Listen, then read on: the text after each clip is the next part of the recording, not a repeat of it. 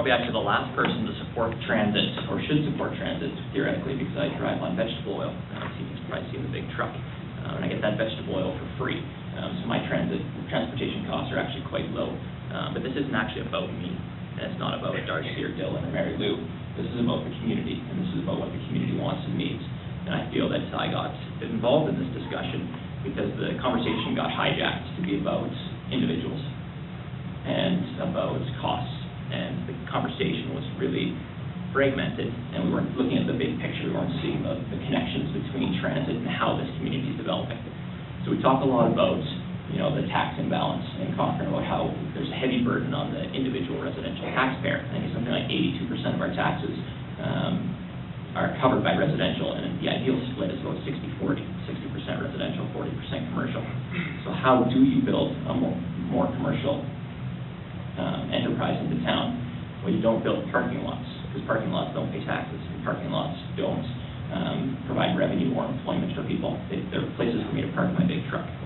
All right, so a lot of these things are actually connected to each other, and I don't think that that's been captured in the debate. And so I got involved to try and kind of slow the conversation down, and let's talk about how these things are all connected and how they connect to the sustainability plan.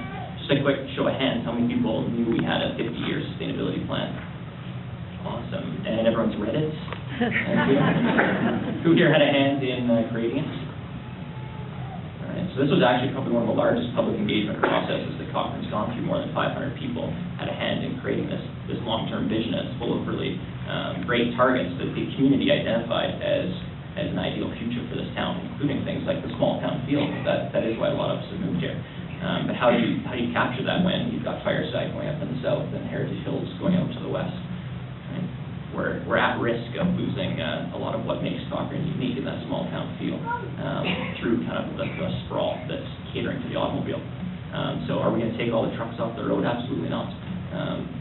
We don't need to, but we do need to look at how this issue of transit is actually connected to all the other issues in town. So when we build a swimming pool, when we build an art center, how is that being built? How is it being integrated so that when we do have a bus, that everyone can access it?